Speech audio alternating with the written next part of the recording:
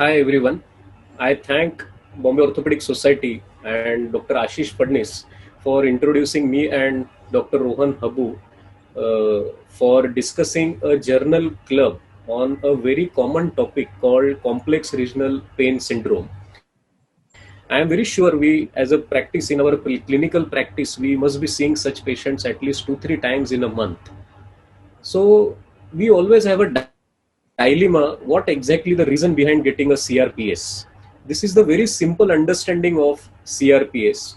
So actually it is a stage where a basic injury to the hand triggers a pain response to the brain, and brain in return innervates or triggers a sympathetic chain ganglion in the spinal cord, which releases the cycle of pain and which releases the trigger response, and that establishes a cycle of pain and swelling, which we see as a redness or a swollen hand and extremely painful hand with hyperalgesia. So this is the basic pathophysiology of CRPS. Many times we wonder whether it is because of injury or does it happen post surgery.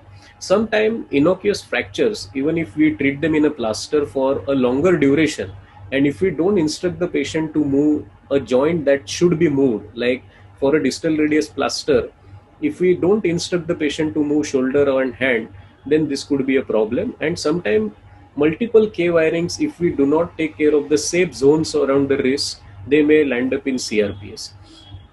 For simplicity of understanding, CRPS usually have two types. We are going to discuss a CRPS 1 which does not have any causative factor apart from a injury, and CRPS 2 usually seen as a nerve injury because of surgery or because iatrogenic injury while putting a wire. If we injure a superficial radial nerve or a dorsal cutaneous branch of ulnar nerve, then nerve injury also can lead to CRPS type 2. So the basic clinical features of CRPS 1 is spontaneous pain, different skin temperature and hyperalgesia. It is progressive, and sometimes we see osteopenia on the X-ray. But in CRPS 2, we usually see burning pain, hyperalgesia, sensory deficit as well. It is not progressive, and X-ray does not show any picture. So osteopenia does not happen in CRPS 2. So there is a positive factor in CRPS 2. Today we are going to discuss CRPS 1, but the treatment of CRPS 2 is to deal with the nerve injury, which we are not going to discuss today.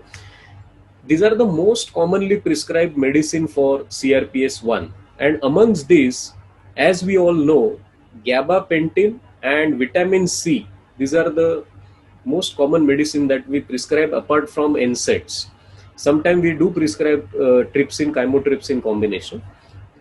Today, myself and Dr. Rohan Habu, we have chosen two topics. These two medicines, whether will they help in changing our practice or whether should we continue prescribing these two medicines. So we have found a very useful article.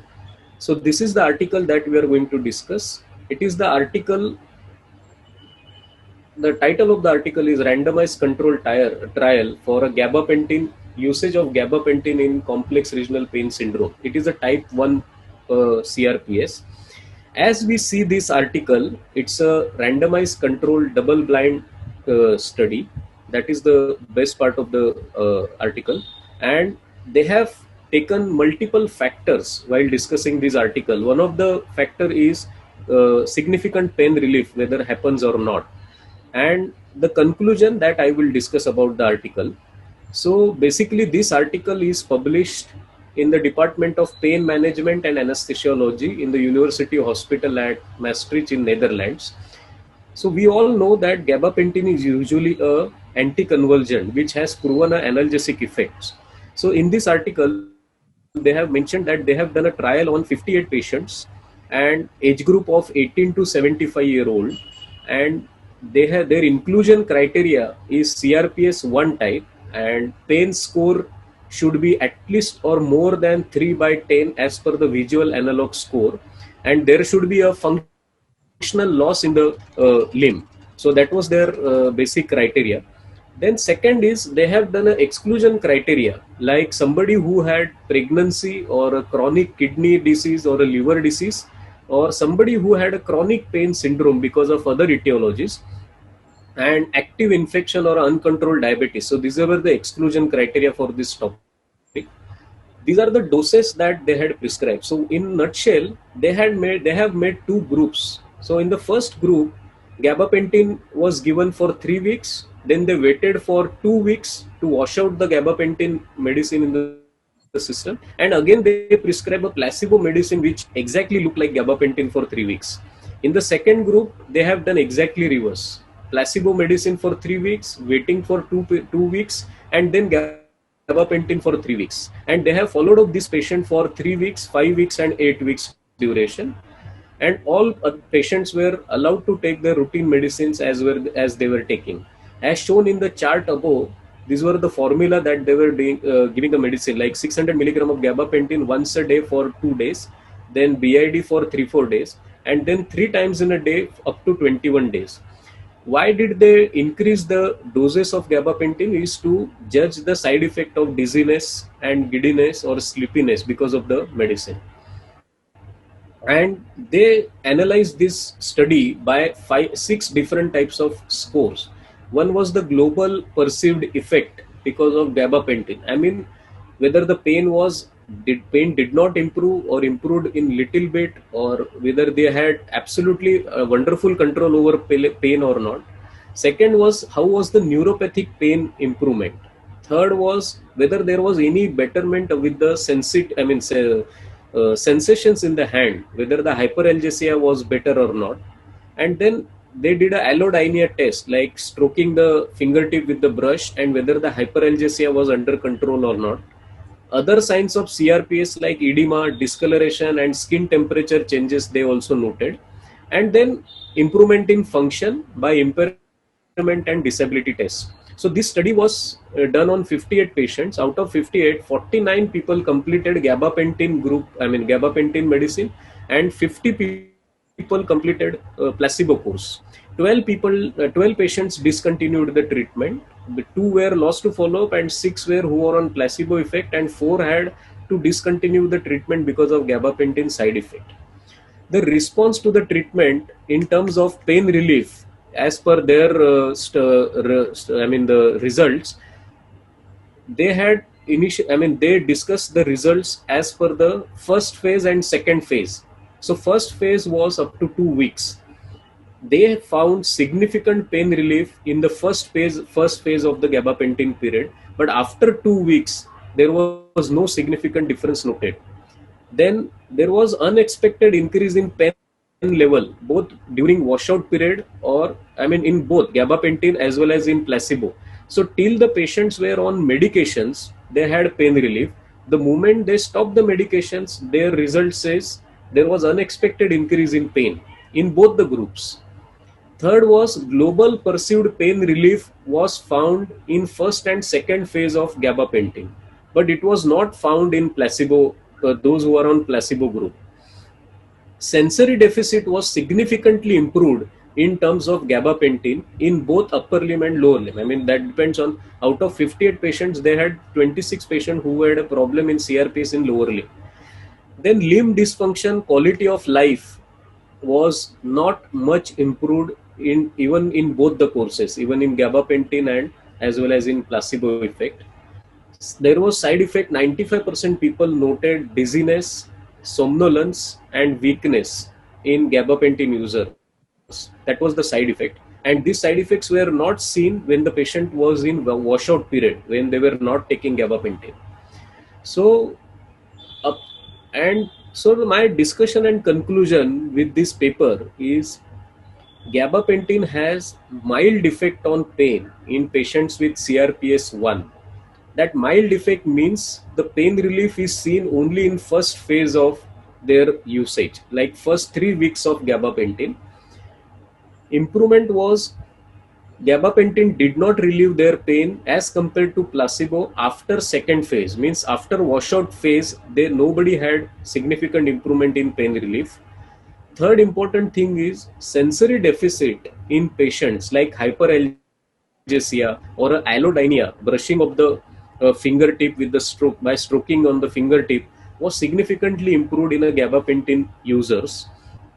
Another important conclusion was side effect was higher in gabapentin user than a placebo user users. And another thing is uh, benefits and side effects of both are need to be weighed properly in before prescribing the medicine. So here my point of discussion was like their study divided the entire I mean the usage of the medicine as per 3 weeks of use of gabapentin and 3 weeks of use of placebo.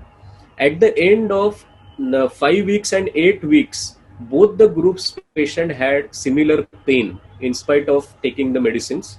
The only good part was their sensory deficit was improved in gabapentin, and it helped patient to relieve pain only in first 2 weeks of the period. But side effect was seen in 95% of the patients. So may I ask Dr. Rohan, like in my opinion, yes, we should prescribe this medicine as in the first phase it improves pain relief so that we can advise the patient to go for a good physiotherapy, and patient sensory deficit has also improved. May I ask your opinion on this? Okay, Parag, see, Yeah. I think your idea of using a gabapentin in the initial part to decrease the pain and improve the sensation is good. However, I had Yes. some queries in regards to this current study, in regards to the methodology, in regards to the blinding. Okay. Uh, do you think the study was completed at 8 weeks? Do you think it would have been beneficial if they had continued it for a longer period? Because CRPS So per se doesn't end at 8 weeks. It kind of goes on for a longer time. yes. So answer to this question is, if some medicines are not giving benefit after 8 weeks, that is 2 months, then probably medical management is not going to work for that patient. That's why they must have chosen 8 weeks as a criteria for medicine. And they have definitely mentioned that their physiotherapy was continued for these patients even after 8 weeks. So this study is not discussing the therapy part, but because of the side effect, if you see 95% patients had giddiness and somnolence side effect. That's why I think they have not continued the study after 8 weeks. So even I agree that after 8 weeks usage of gabapentin, if they have proved in second phase not working, means it was not useful. Okay. Another thing, I think blinding would have been difficult in the current study because the gabapentin you said had 95% side effects, whereas placebo had only 58%. So it Yes. was not. I would always worry about when the patients were assessed. There would always be a loss of blinding because the patient would say, "I had these many side effects." Agree. Yeah, I agree with you. Second important thing is whether this study they have mentioned about upper limb and lower limb.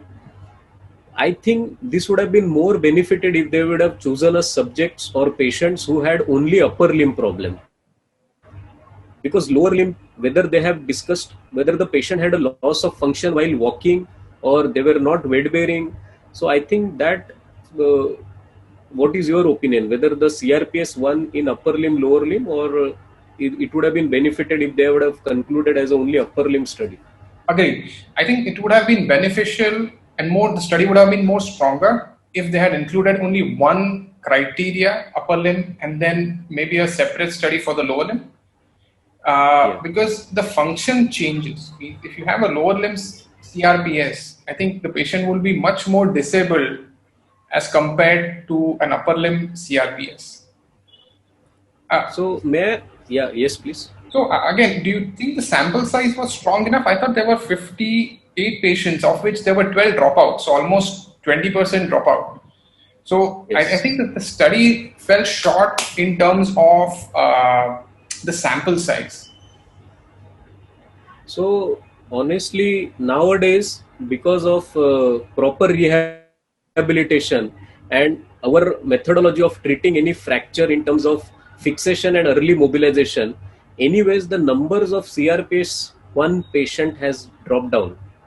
So that could be the reason. Even 36 patient to study, if the, I mean 36 patient to study, that sample size probably, of course it is less, but I think we may not be able to conclude that, but it is a good number to study definitely.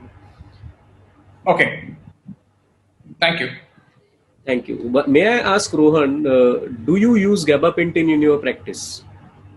So I don't use gabapentin in my practice, but after Okay, looking at this study, I have made the notes that if my patient comes with CRPS acutely okay, and has okay, hypoesthesia, this combination, okay, then yes, I would definitely would start using gabapentin.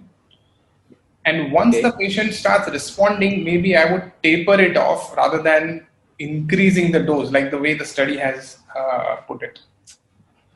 Yeah, I think giving gabapentin 3 times a day.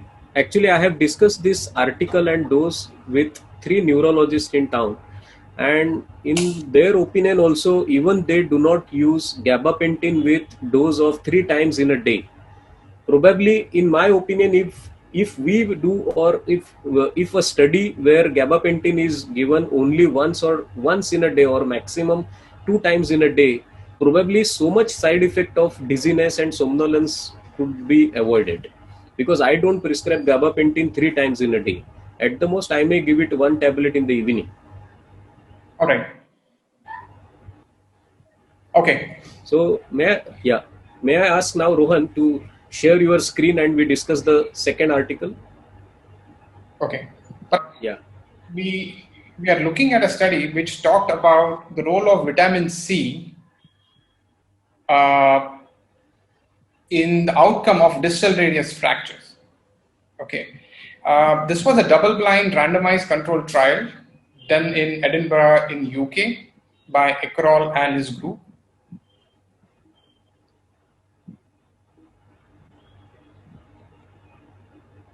The idea behind this study was vitamin C seems to be helping in soft tissue healing, as well as studies have shown it helps in fracture healing.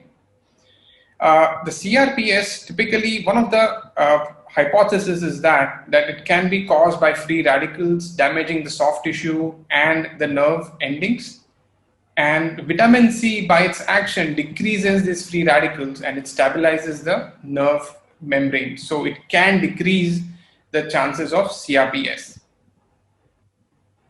So the hypothesis of the current study was that there is no influence of vitamin C over the fracture healing. So this was a null hypothesis. And the secondary parameters were complications, motion, the incidence of CRPS, the strength in the hand, and the time to heal. I think the best part of this study was a very large sample size. They had about 336 patients. They did a small pilot study, and from the data of the DASH scores that they received, they calculated the sample size. And I think this is a big plus point. If you look at it, if you look at the different groups, they classified the patients into two main groups of displaced fractures and non-displaced fractures. And each group had a vitamin C group where the patients were given vitamin C and the placebo group. Okay. And they compared the groups within the displaced and the non-displaced fractures, and they kept these separate. They did not compare the displaced to the non-displaced fractures. So I think this increases the strength of the conclusion that they would derive eventually. They had a very strong inclusion and exclusion criteria. If you look at it, I think it's quite robust. But however, there were a couple of things that I found were missing.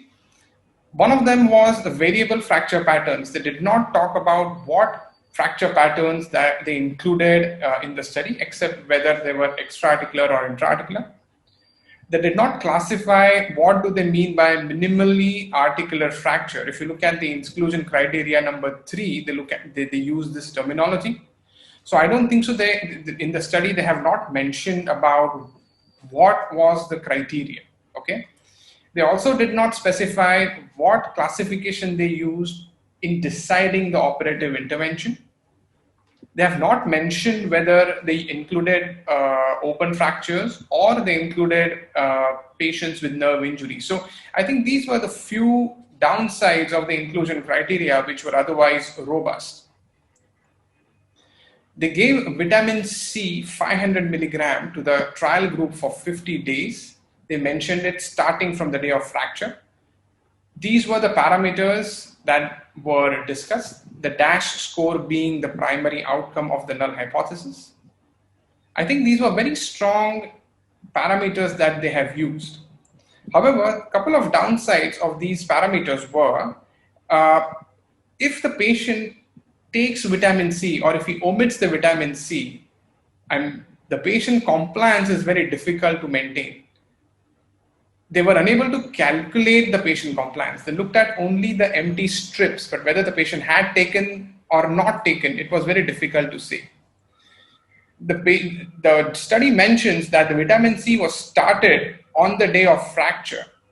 However, if the patient presented to them late, say at day 7 or day 5, they would not have started vitamin C on day 1. So I think these were the two primary issues with the methodology.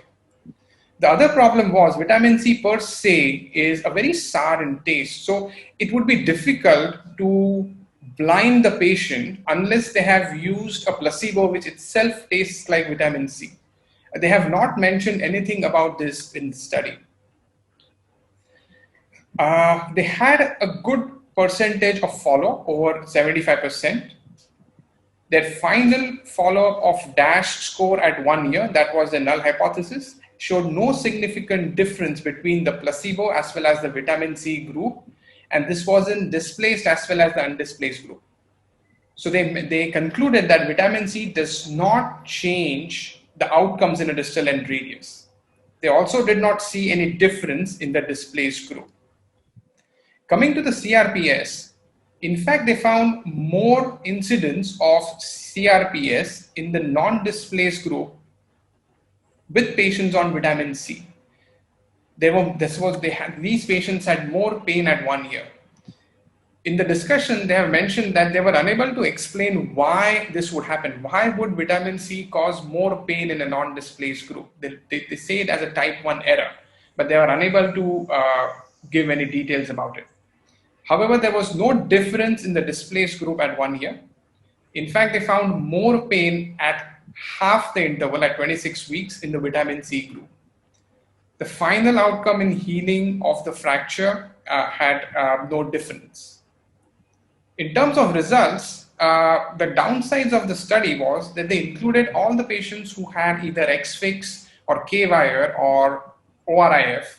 I think this is a variable group, and it will be very difficult to compare all these groups together. And that's why I think this is one of the downsides of the current study. The second downside in the results group was there was about 25% dropout at 1 year. So that's a significant number. What they argue is that this dropout was equal in the placebo as well as in the vitamin C group. And I think that's a fair argument that they have. Parag, before I go to the critical comments, do you have any questions about the methodology that they have used or the inclusion-exclusion criteria that they have used? So you have mentioned in your critical comment, I personally feel they should have either chosen fractures which were treated conservatively or fractures which were treated surgically. Then the study would have been definitely more better. Second thing is, I feel giving 500 milligram of vitamin C one tablet is extremely less dose to have effect. If you see the pathophysiology of CRPS, it occurs because of releasing of free radicals, and vitamin C, it inhibits these free radicals. But if you see the tissue damage because of fracture, to really vitamin C to act, it has been mentioned in another literature which has published in JHS American in 2006. They have mentioned, not in terms of fracture, it's an article in Pharmacology Journal. They usually give vitamin C for at least 3 times in a day. So I think the dose is definitely less. And another thing is, we do not know, they have mentioned it, but some people do take vitamin C in the form of diet. like fruits or something like that. So how do we control the dose requirement of vitamin C? So these are the three things that was in my opinion. So I am also wondering, how come a non-displaced fractures have more side effects, or sorry, more pain than a displaced fracture who were on vitamin C? Agreed. Uh, so you're right. The critical comments are right. So I think the inclusion criteria could be more robust. Means they could compare non-displaced fractures treated non-operatively with vitamin C and placebo, or operated Yeah. fractures treated with vitamin C and placebo. I think it would give us a more detailed and a stronger conclusion than anything. The second thing is administering vitamin C is quite right. In 500 milligram could be too less when you are dealing with displaced fractures which have been treated with surgery. Uh, in regards to the diet, they have calculated on an average how much vitamin C is included in the diet of these patients, and they have a protocol that they have mentioned in the study. But it's not a robust protocol and it's not backed by science. So I think that could be one downside if you're trying to compare the exact amount of vitamin C that is needed. And I think the patient blinding would be difficult when it comes to vitamin C, because I feel because of the taste. Do you have any other comments on the results?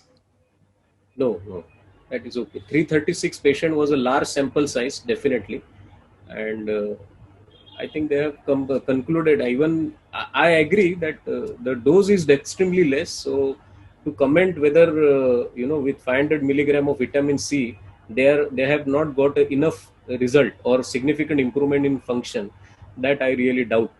They should have considered at least 3 times in a day vitamin C supplementation. Okay. So how did this study help my practice? So I think overall, it was a very well designed and a very strong study. It was a very well executed study. Like you said, it's a very big number, and to follow them up prospectively for 1 year, I think that the authors should be applauded for that. One True. thing that I've changed is, I think there is, based on this study, I don't think so there is any role for vitamin C in prevention of CRPS if you're treating the patient non-operatively. Agree. And I think I would stop prescribing vitamin C in that 500 milligram dose if I'm putting the patient in the cast, because I think the results will be as good as the placebo. However, if I'm Okay. operating a patient of distal and radius, I think the study does not give enough data of not using the vitamin C. So I think I would continue using vitamin C for operative patients. And finally, the CRPS. So it actually proves that vitamin C does not influence the incidence of CRPS in distal and radius fractures, especially if they are treated non-operatively. Thanks so much, Parag. I'm going to stop sharing. Yeah. So Rohan, may I ask you that if at all, has any patient ever complained of pain? I mean, have they ever told you that because of SAR test, they don't want to take the vitamin C in your practice? A few patients do complain of acidity, gastritis, if they take it Okay. empty stomach, but they don't Okay. complain of taste. They enjoy the taste. It's like, Okay. Okay. yeah. So, with this journal club, I mean, I would like to just conclude by sharing one case here. So, this is a patient who had very classical CRPS. If you see the left hand of the patient, it looks more red, swollen, shiny, inability to make a full fist, and definitely severely painful, and hyperalgesia. So sensitivity was, there was a hypoesthesia at the fingertip, but if you just stroke the hand, it was very, very painful. And this 44-year-old female was managed for a metacarpal fracture. And these were the symptoms: excruciating pain, redness, and very sensitive to cold. She was also in depression. And then at 3 months of follow-up, she had significant improvement in function. She was treated with vitamin C 500 milligram, initially 1 week, 2 tablets 3 times in a day, then 1 tablet 3 times in a day for 3 weeks, and gabapentin once a day in the evening.